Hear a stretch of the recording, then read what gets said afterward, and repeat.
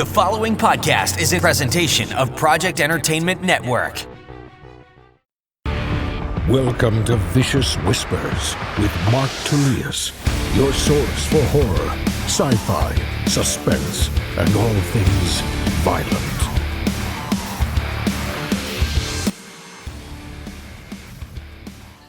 All right, guys, thank you so much for joining me today on Vicious Whispers with Mark Tullius. Today we have episode 77 with a very special guest. If you guys have been listening to the last 24 episodes, actually skipping last week's, we just listened to Ain't No Messiah, one chapter a week, and that was narrated by my special guest, Ric Chetter. Thank you today for joining me, Ric.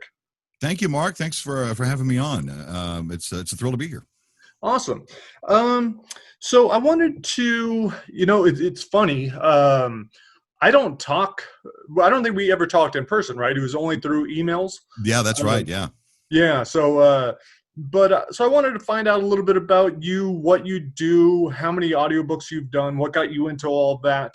If you could just kind of give me a little bit of a background about you and how you found this. I've been in the broadcast business for a better part of 30 years, in radio and television. I've done some film work and things like that. And for the last 10, I have been working almost exclusively with Radio-Memphis, which is it's a radio station here in town that I own. Actually, we have a recording studio and things like that, and it's live radio the way it was always meant to be. I think we focus mainly on music from this area. Memphis is it's a hotbed of music here. There's a lot of entertainment in this town. And so we focus on that. And it wasn't until just about a little over 2 years ago that I decided to get back into the voiceover work, to kind of step a little bit away from the station, doing as much as I was doing there. And I've been working with an agency out of Chicago, the Lori Lynn's agency, and I've been doing some commercial work, whether it's radio or television voiceover. And then a little over a year ago, I got into the Audible thing, and I've been having a blast doing it. I've got over, I guess, 50 books that I've done there. Wow. No, now that's incredibly impressive, especially with how difficult it is, with the amount of competition. I don't remember how many auditions I had for Messiah, but I'm guessing it was at least 50 or 60. Yeah.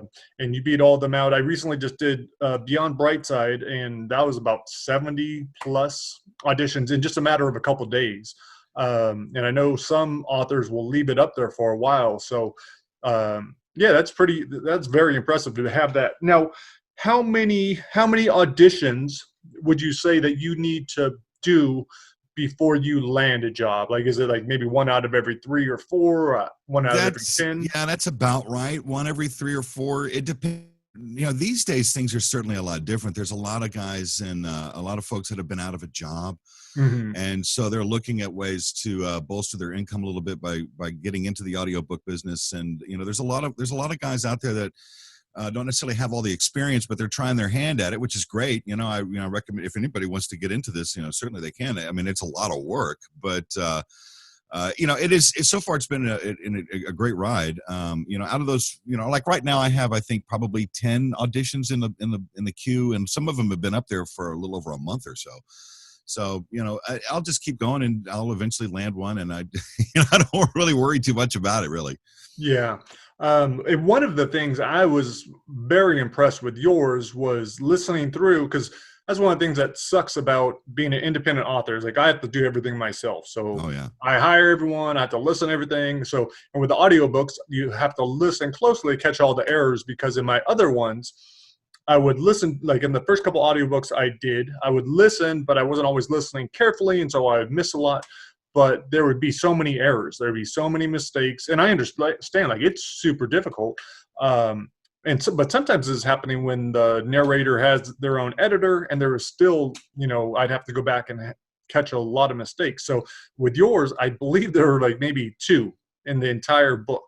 So that was sorry. So that was a very pleasant experience. I enjoyed listening to the book.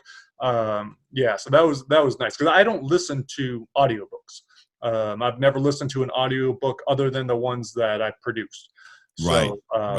So that was a very cool experience. Now, what do you prefer? Do you go after fiction, nonfiction? Like, what is your mix right now? Because out of those 50, how do they kind of fall? I I guess it's kind of hard to. It's a good question because one of the things that I do when I look through what's available for narration, I look at some of the things that some of the books that I would enjoy reading, and that helps because if you're into the subject matter, then it's a lot easier to want to do the work. I was doing therefore when I first started, I was doing a lot of the self-help books, but they were more on the lines of stuff, like tips and tricks to keep your head right, that kind of thing. They were quick, they were fairly short. I could crank them out pretty quickly.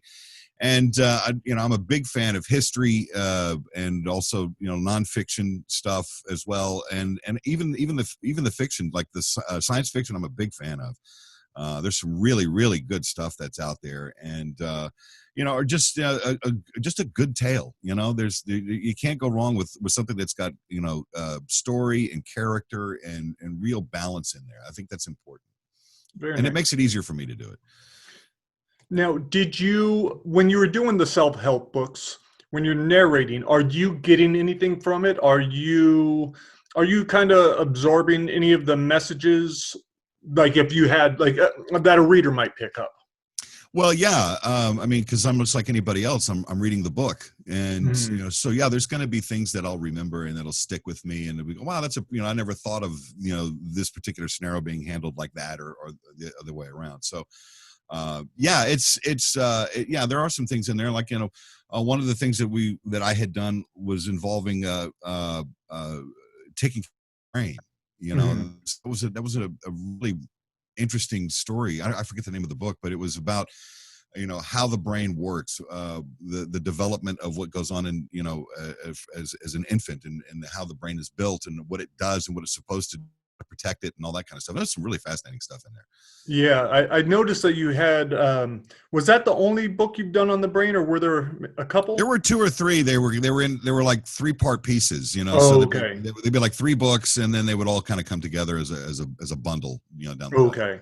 Yeah, and that was just a writer that I was working with, and he would call me up and say, hey, listen, I got a 3-book series. Can you knock these out? And all told, it were like 9 hours, I think. All said and done, if you put them all together. So each one being about 3 hours. So it's, and I'm trying to go through it too, is in a way that can be really dry reading, Right. So you need to add, a little bit of, pleasantness to it. And some of it is, it's horrifying, you hear some of the things that can go on inside the human body is just, it's horrific. Yeah. Yeah.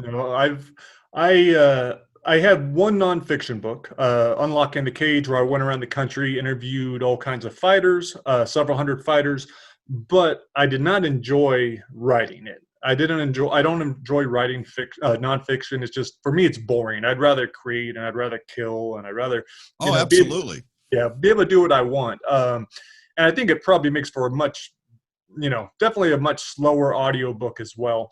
But I am writing it. I swore I would never do another nonfiction book, but I'm doing one on recovering from traumatic brain injuries because I've destroyed my brain with fighting, football, boxing, car accidents, name it. Sure, sure.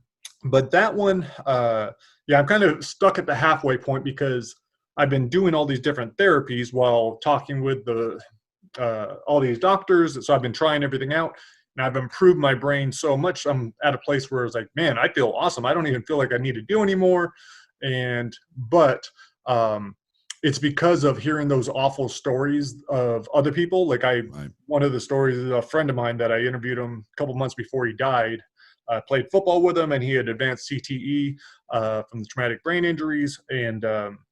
And so a boxing opponent of mine, I talked with him on the phone. I could barely understand him. He's an emotional wreck. Like he's not going to make it. And it's all from the brain damage.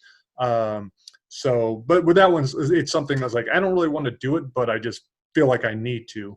There's probably, I would probably suspect a sense of catharsis with that, because you're offering, some sort of hope to some of these people that can probably recover like you have. And, I've got a family member who played a lot of football through college and was nearly headed to the NFL and got pretty badly injured, but he passed away several years ago of early onset Alzheimer's, and and they think that may have triggered it. We don't know. Yeah, I would say from all the research I'm doing, like, yeah, that's most likely. That's the most likely culprit. What started the process, and yeah, and that's what's nice.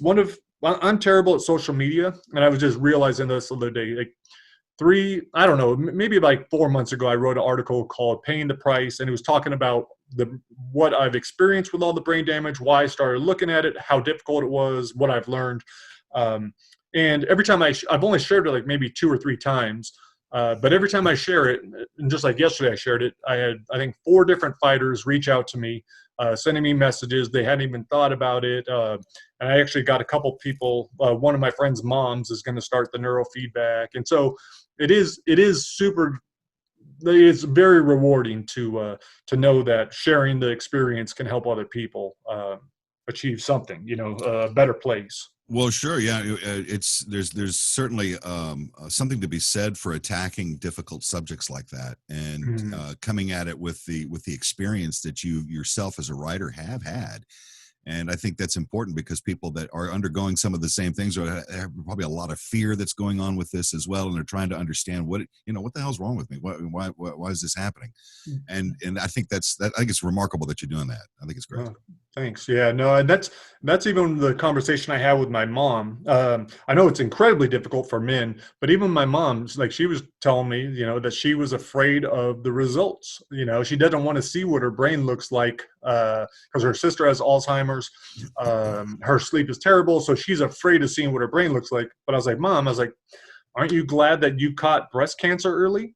It's like you want to be able to catch the things and then take care of them. So I was really pleased when she went ahead and started, and it's only been, I think she's 5 sessions in and already feeling way better. So yeah, it's pretty awesome. That's great. No, that's really good news. Yeah. And it's important to look after that. I mean, the human body, from my understanding of the things that I've read and experienced, we're not as delicate as you would think. We're pretty tough creatures. Yeah. But the brain being the most important part of the whole operation, and it's only contained in this little ball of bone, and it's incredible what happens when, like, traumatic injuries is that thing's just sloshing around in there, and it's scary when you really see what all that entails.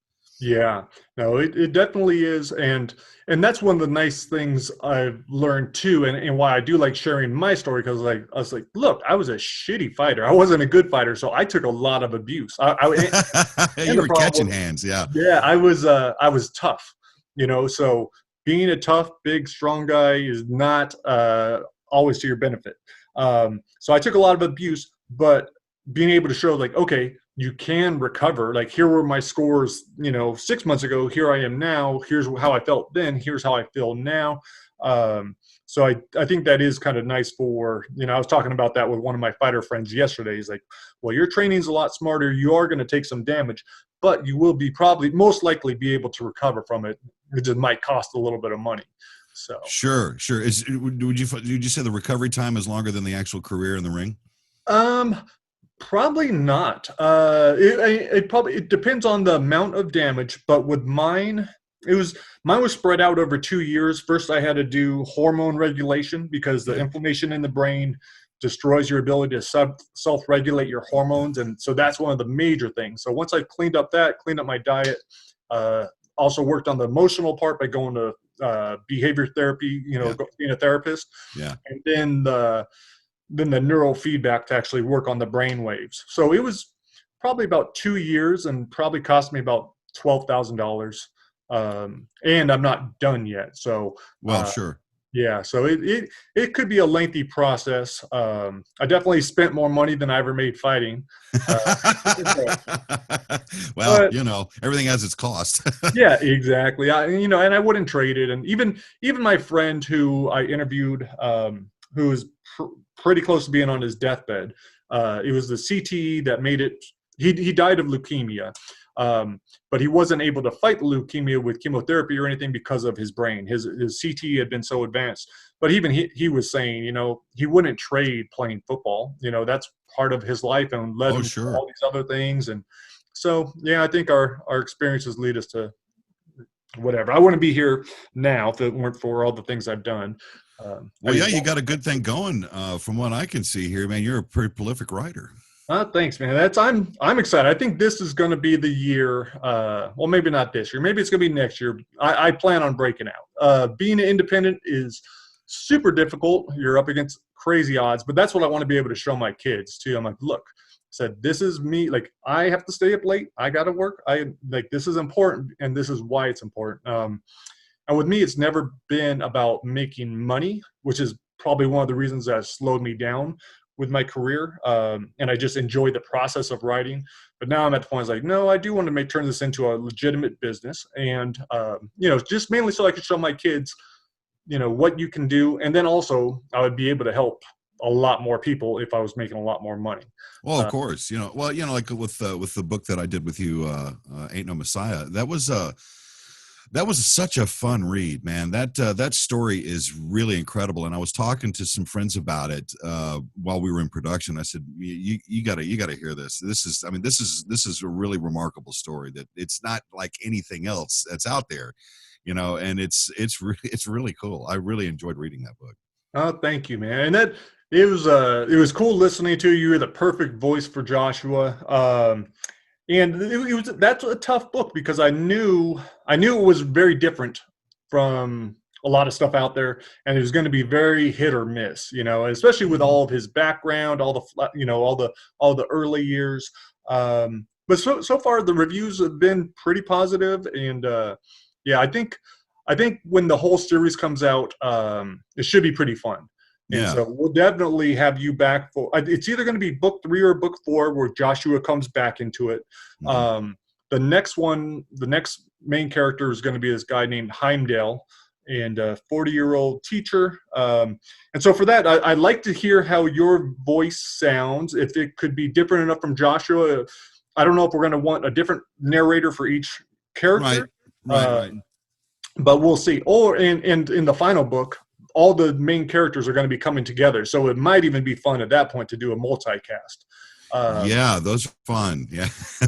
Yeah, everybody gets their parts and then they send them off and they all come together and it's Yeah, I think that would be pretty amazing. I just did a multicast audiobook. Is my first one I did for Untold Mayhem, a collection of short stories. Mhm. And I honestly, I didn't like the collection as much as Twisted Reunion, which was my first horror collection.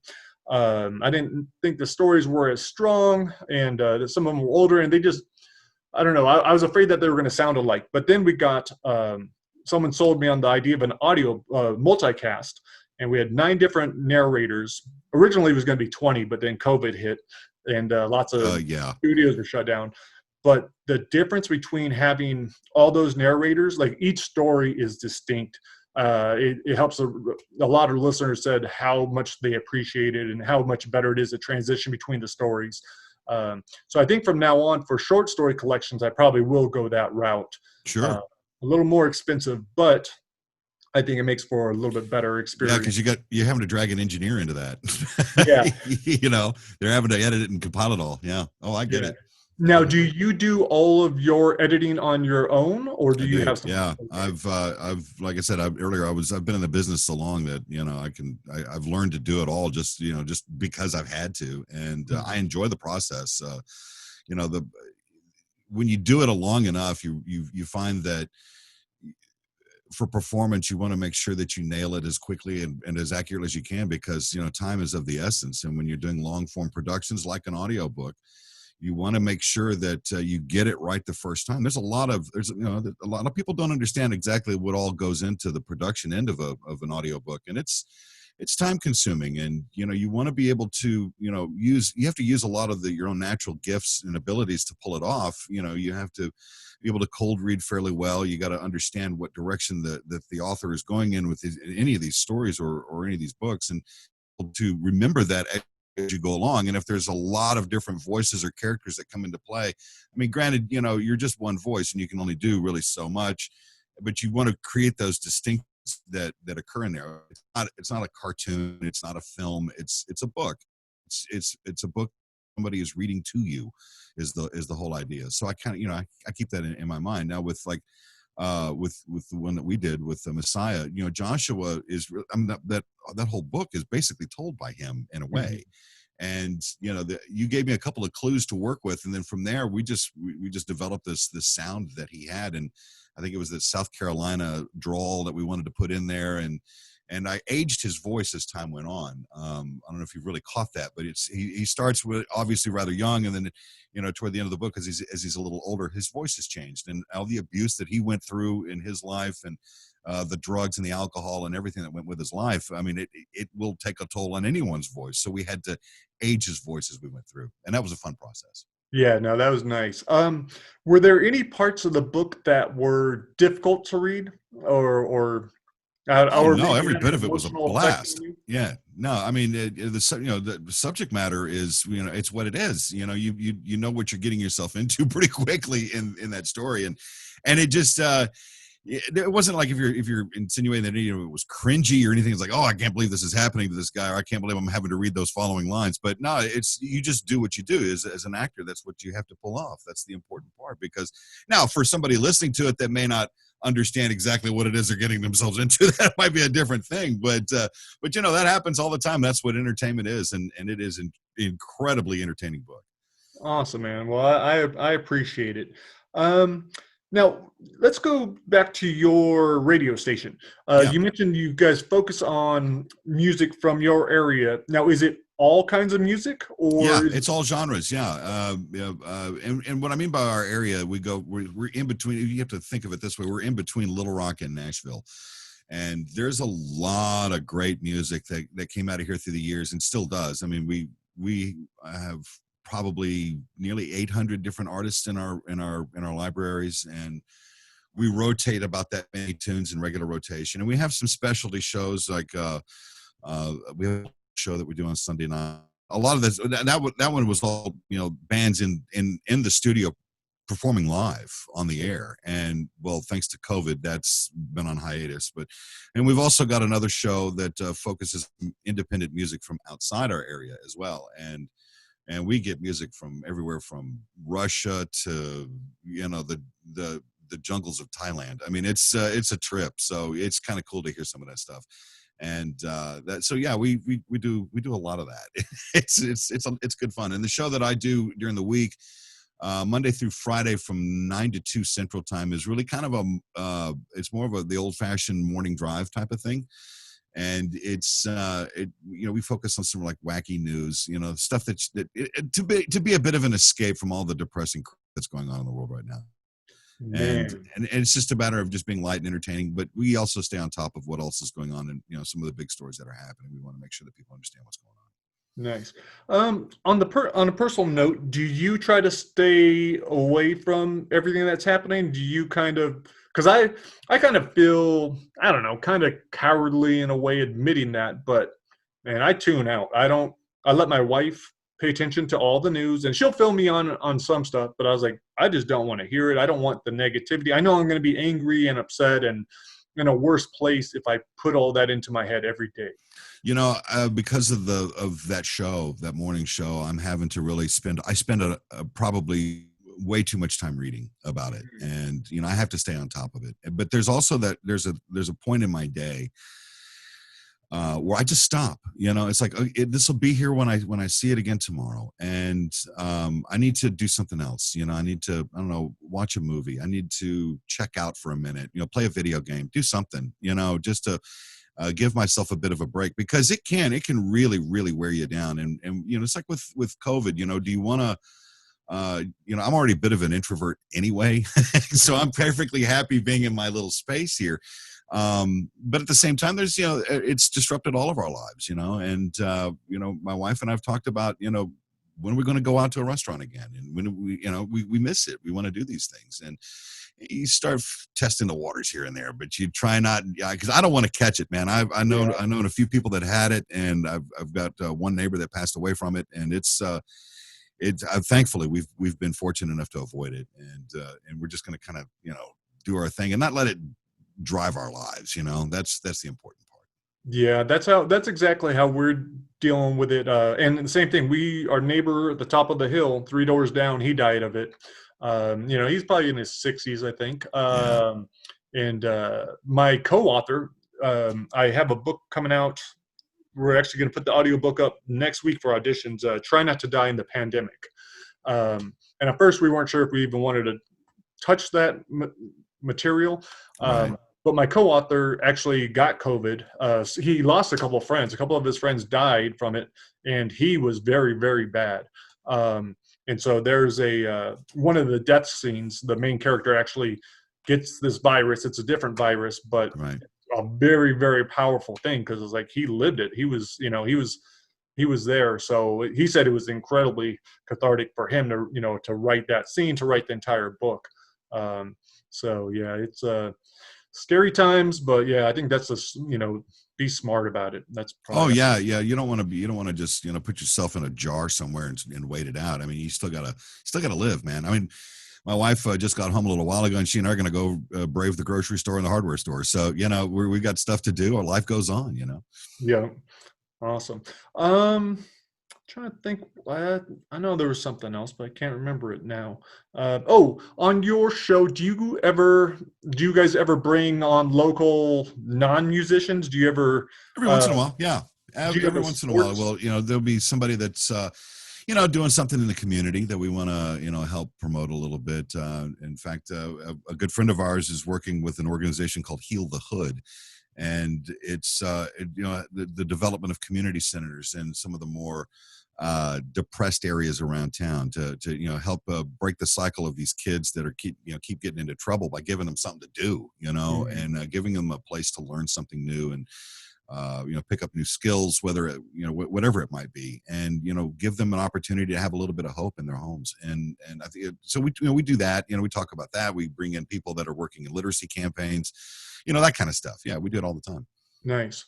Yeah, I drove through the area once when I was doing the MMA book, and I stopped in Little Rock. And Mm-hmm. there's the gym there, Westside MMA, but made some really good friends there. So if you ever do need a fighter, they have an excellent one there, TJ Brown, who's now in the UFC. And when I interviewed him, he was, I think he just had his son. I think he grew up very poor, had a tough life, but he had set his sights on getting into the UFC, and now he's there. And it's just kind of cool to see him. I think his last fight, he actually broke his orbital, the bone. But it's nice to see him, hitting those dreams. Which is Sure. Yeah. There was a place downtown years ago that used to host boxing matches. It was like the second or third Tuesday of the month, and it was a lot of the up and comers that were starting to work. And man, we had much fun going to those things. It was just a blast to watch these guys work it, because they hungry fighters, Yeah. they wanted to get in there and make a name for themselves. So they were really putting on a good show. And I had a ball. And of course that's long since gone away, but there used to be a couple of gyms here, and now more of it is sort of gravitated more to MMA stuff. And we got some smaller league guys here as well. So it's fun to see that these guys are doing it, and they're learning good, proper, safe ways to do it too, which is great. Yeah. Because I do struggle with that. It's like, do I really want to support, fighting when I know the dangers that are associated with it? Right. But, everyone's got to make their own decisions and take the risks you want to take. Oh, sure. Yeah. I mean, it's up to, I've always thought that the NFL would probably do better by making them take the helmets off. Yeah. Go back to the leather, and, instead of using these pads as a weapon, use it for what it's designed for. Yeah. No, then that's I actually interviewed the guy who wrote Head Games. He's in charge of Boston University, and he got really bad concussions when he was at Cornell and didn't know. And but it went into just how people say these helmets are helping. It was like, no, they make it so you could hit even harder. And Sure. Yeah, so that football. If I were to choose between my son fighting or playing football, I would probably go with fighting. Yeah, it makes sense if you think about it, because I've talked to a lot of fighters who'll tell you that, 90% of what they do is in the gym. That's everything. And that they don't really want to fight per se. They want to get in there and get out as quickly as possible because of that. I mean, you're up to all of these injuries. So, you're in there 3, 6, 9 minutes, boom, you're out. Hit it and go, That's the thing. And then get back into the gym and start working as they do. And they spend a lot of time doing it. Yes, sir. Well, I know you've got to go shopping, and I should probably go. I promised my son I'd play some video games with him today. Oh, good. It's the weekend, so he had a good week of school, so I'm going to go do that. Now, where can people find you? If you could mention the radio station again, and then also if anyone's looking for someone to produce an audiobook. Station online at radio-memphis.com. Everything is right there. Of course, I'm all over social media. You can just search my name, and it's RICCHETTER. And you can do that same thing on Audible, and you can find the books that I already have there. And if you're a writer that's listening to this and would like to consider me for your book, you can find me on ACX, which is the Audible exchange right there. It's where the writers and the narrators all hang out together, and you can find me there as well. Awesome. Well, thank you again for the incredible job you did on Ain't No Messiah. That was awesome. Thank you so much. I can't wait to bring you back for that. And thank you for being a guest on here today. It was awesome getting to actually talk with you. Absolutely, Mark. And thank you again for having me on the show. And I'll tell everybody about it. Get you some more listeners. I appreciate it, man. Well, you have an awesome weekend, and I will talk to you later on. Thank you, sir. We'll see you next time. Okay. See ya. All right, guys, hopefully you enjoyed hearing from Rick. That was pretty cool. That was fun for me. I am excited about what's going to be the next book with his character. But that also means I need to hurry up and finish The Bridge, which is book 2. So maybe I'll start that pretty soon. Just got so much shit going on. But anyhow, today's short story, we'll pull it from Untold Mayhem. I say we go with one of my favorites. It was written this past year. Actually, it was in 2019 I wrote it. One of the last ones to be written. It is called In the Cards. I'm not sure who narrates it, but I will put that down in the description. All right, guys, here it is. In the Cards from Untold Mayhem.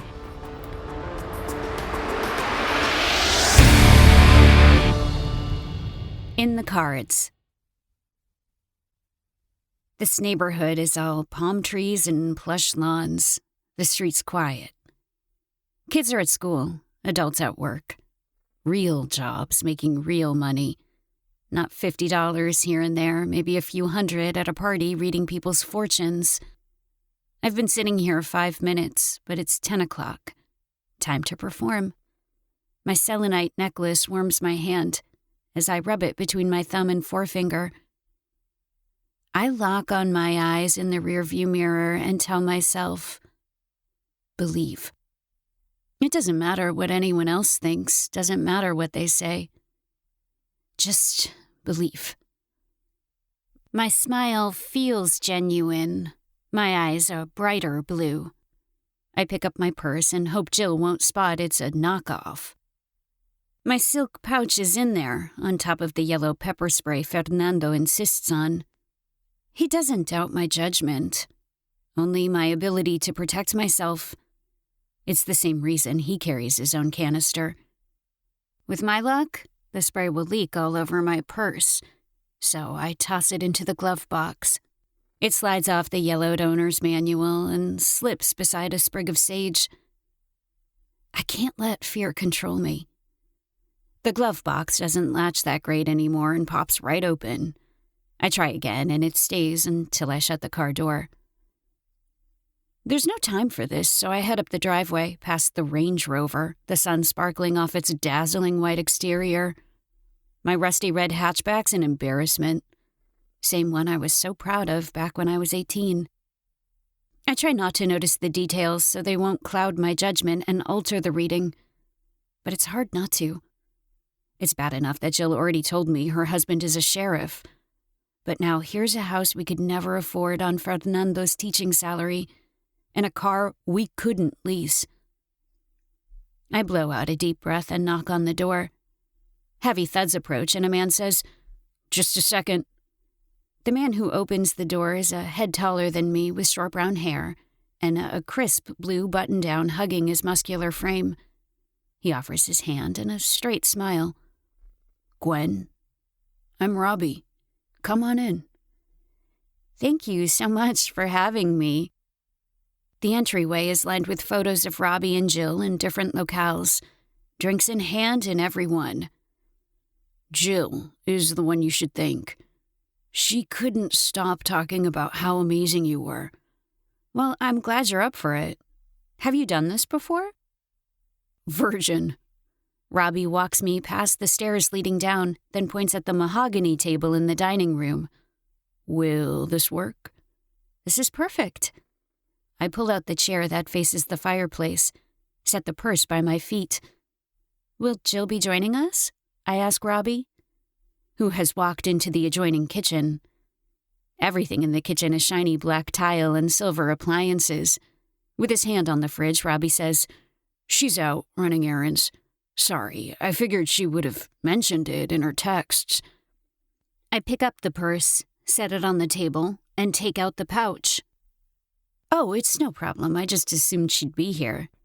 He opens the fridge and asks what I'd like. Got beer, coolers, soda. Thanks, but I'm all set. Robbie walks over with a Corona and says, Yes, it's early, but I work graveyard and just got off. He picks up a deck of cards from the counter and holds it so I can see the Norse god on the cover. Should we use these? I just bought them yesterday at a New Age store. Man, I felt like a nutcase walking through there. I smile to hide the hurt and make it seem as if it's a joke when I say, a feeling I know all too well. Oh, I didn't mean anything by it. It comes with the territory. Nutcase, certifiable, going to hell, scammer, preying on the weak. Everyone's got their opinion. I almost say something about Fernando not believing, but don't want Robbie judging me and my relationship with my husband. He sits across from me and drinks from the bottle. Well, I promise you'll get none of that from me. That's sweet of you, but we better wait to see how you feel when I'm done. I slip the cards out of the pouch. And if you don't mind, I'd prefer using my set. The reading will be more accurate. Not at all. He nods at the cards. Are those the ones you used for Jill? I shuffled the deck and set it in front of him. Yep, it's the only one I use.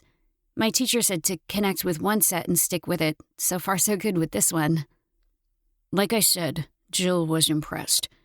She kept talking about it, said we were in for a big change. His eyes are hard, yet kind, capable of fun. If I had to guess, they'd seen death. But he was still happy and living, not simply surviving. I ask, do you have any questions before we start? Do you need these to see my future? I've heard some people can tell what a person is all about just by looking at them. One of my friends can see auras, but I've never had that ability. And as for the cards, I'm not predicting your future as much as helping you examine yourself. Great. My least favorite activity, he says with a smile. Think of it as a dialogue between you and the images and messages tied to them. Got it. Robbie takes another swig of beer. Do I respond to your answers? It's your session, so feel free to do as you like. Although you'd probably be more likely to accept truths if you don't feed me any details. We can just let the cards do the talking. He takes a drink, but keeps his eyes on me. Did Jill tell you anything? It's hard to remember, especially with so many readings one after another. Lots of times the thoughts leave me as soon as the energy changes. I'm sure that's a good thing. I wouldn't want to walk around with everyone else's thoughts filling my head. I hate this part, because I know it sounds crazy, but it's something I need to do. Do you give me permission to access whatever energy comes to me? Absolutely. He takes a quick drink and says, You haven't been doing it already? Is there an on-off switch? Sort of, but no one can see it. I close my eyes and pray to my guardian angel, ask for guidance and clarity. If I walk around this open, I'd be a basket case within the week. Wow, he says, sounding like he's just being polite. The house seems colder than it had been. I would have chalked it up to the air conditioning kicking on if it weren't for the accompanying image of a baseball bat. You okay? He asks. You shivered. I say I'm fine. Did you happen to play baseball? Hey, that's no fair, he says with a smile. There's my college photo in the hallway. That must be it, I say, figuring the photo got picked up by my subconscious. All right, if you're ready to do this, please tap the top of the deck 3 times to clear the energy. Like this? You're a natural. Go ahead and shuffle the deck. If there's a question you'd like answered, please think of it now, but keep it to yourself. Done. Robbie shuffles the cards like a professional poker player and sets them back down. Now, one at a time, pick 5 cards and place them face down. First in the middle, then left, right, below, and above. With no hesitation, Robbie lays out all 5. Ignores the thump that sounds like it came from below us. I point to the first card and say, this one represents your present situation or your question, something you're dealing with. When I lay my hand on it, I'm hit with another image of a bat. But don't say anything and turn the card over. Robbie says, oh, swords, like Jill's. You're right, Page of Swords she got. This one is the Knight. Pretty badass. The card depicts a strong man on horseback, weapon at the ready, crows flying overhead. I haven't met a man who didn't like that card. The Knight is bold, courageous, and confident. He'll sacrifice anything to achieve his goal. Before I can warn him about the negative aspects like self-obsession, craftiness, tyranny, he says, makes perfect sense. I place my hand on the card to the left. This card is past influences that are still affecting you. As I flip it, I'm hit with an image of a shattered mirror. The 9 of Swords. Does it matter if it's upside down? Actually, this one is right side up. The Knight was reversed, but in this deck we can disregard direction. So what's this tell you? Doesn't look so good. The 9 is sorrow and pain, worry and anxiety, misery and unhappiness. He's shaking his head like none of those apply. I say, could also be trials and tribulations, something you have to go through to grow. I've had my share of those. You wouldn't believe the stuff I've seen at the jail. Oh, I'm sure. It could be something even earlier, too, maybe childhood. My guardian angel flashes a body lying on a hardwood floor. Perhaps a death in the family. Robbie scratches his chin. Can't think of anyone. All right, we'll move on, I say, not letting it shake my confidence. The third card signifies the future. What will come of the situation? What, no sword? He says, having fun with it. 4 of Cups. This is a good one. Means you're in for a spiritual awakening. I'm not sure how likely that is. I don't even know if I'm capable. Gently, so he knows it's not an attack, I ask, why would you say that? There's another thump from below. But he doesn't seem to notice and says, I'm an atheist. Have been since I was old enough to make up my own mind. Spiritual doesn't mean you have to believe in God or spirits or anything like that. Okay. As long as I'm not going to start doing yoga and burning incense all day. I give a little laugh and tap the 4. You can also think of it as help coming from a powerful source or a different approach to a new problem, new relationship possibilities. He's smiling, looking right at me. Well, we might need to check with Jill first. I tuck my hair behind my ear and pray I'm not blushing. Back to business, I move to the 4th card. Now, the reasons or causes that led you to your situation. I flip the card, which is also reversed. This is another powerful one. The moon signifies transition, emerging talent, psychic powers, solitude, peace. Robbie stares at the card, his forehead wrinkled. Well, it could also reveal obstacles in your way of achieving what you want. It goes with the 9 of Swords and can tell us more about the past event. Okay, he says, not looking very impressed. Last one. I lay my hand on the card, blocking the unsettling feeling in my gut. I flip the card and say, this is what will happen if you stay on your current path. His smile says he's pleased with the reversed card. Sweet. I'm gonna turn into Gandalf. I can see why Jill said he was charming. The magician, very powerful male. Creativity, inventiveness, imagination, confidence, wisdom. Although you do have to be careful it doesn't lead to the negative aspects. Which are?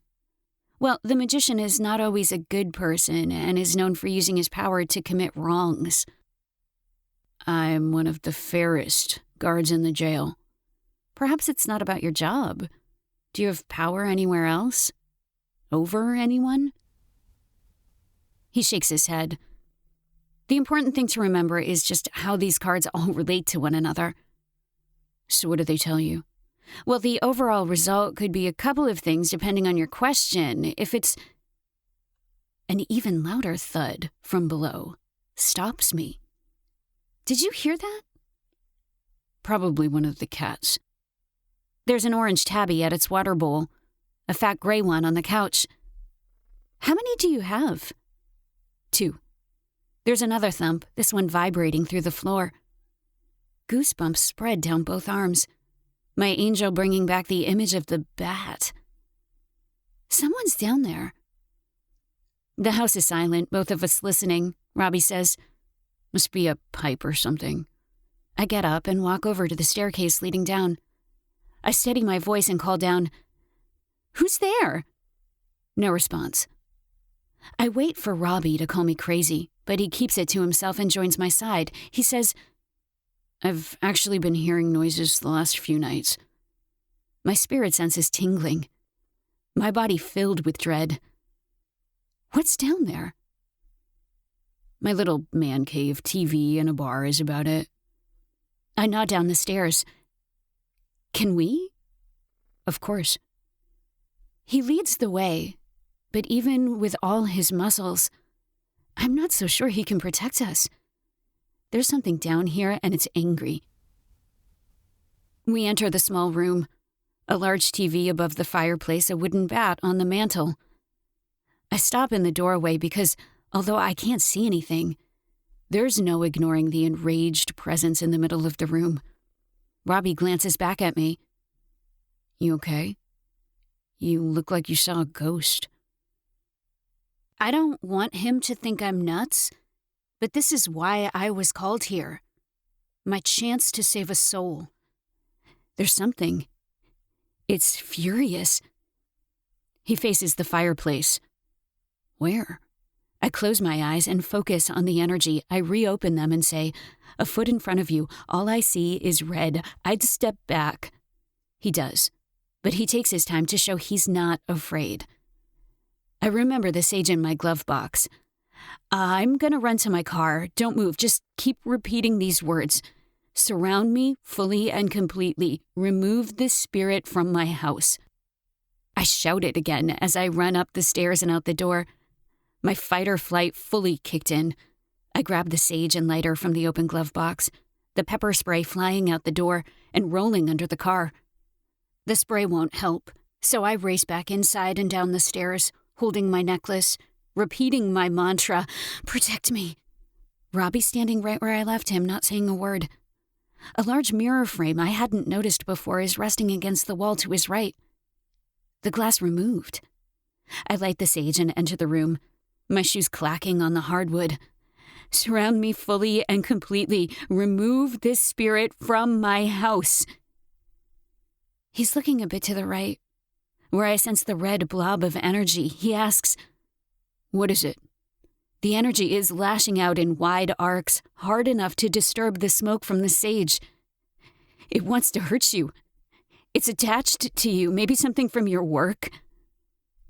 Without looking at me, he says, "Could it be a prisoner?" I repeat the prayer while making the sign of the cross with the sage. Maybe, I don't know. What should I do? He sounds nervous now. Is it saying anything? Say the prayer with me. Robbie joins the next round, then asks, "Is it leaving?" I make 3 more crosses, feel the spirit calming. It's a woman. Robbie turns to me, his face like stone. This is crazy. I'm receiving a message, but it's weak and garbled, maybe nothing more than my imagination. I close my eyes and try to tap into it. Warn you. Hold on, I'm getting something. There's a familiar energy I can't place. She was betrayed. Robbie backs up to the doorway, his nervousness replaced by anger. What's that lying bitch telling you? The spirit says run. But Robbie's blocking the only exit. An image of a steel pole with a hook at the end comes to me. I don't know what it is, but I understand I'm in danger. Actually, I was wrong. It's a man. He's saying he used to be your friend? Now we got 2 lying bitches. My phone's in my purse upstairs, but even if it was in my hand, there's no way I could dial 911 before he jumps me. An image of a roaring fire fills my mind. This is all your fucking fault, he says. His voice is so dark. Jill wouldn't have gone snooping if it weren't for your reading. I turn to the fireplace and grab the poker beside it. Just let me leave. There's nothing here. No one would believe me. I've got no idea if it's my guardian angel or Jill's spirit, but someone's showing me a home run. The ball flying out of the park. Robbie says, last chance. Put that down. Now. The energy rushes past me and collides with Robbie, the force knocking him back a step, his hands covering his face. Nice try, bitch. He lowers his hands, his eyes going wide when he sees me mid-swing, the poker flying for his face. The sharp hook of the poker buries deep in his skull, the thud vibrating up my arms. I let it go, but it stays embedded, hanging awkwardly from the side of his head. Robbie opens his mouth to speak, but nothing comes out. The ball of energy circles in front of him and knocks him backward, sending him crashing to the floor.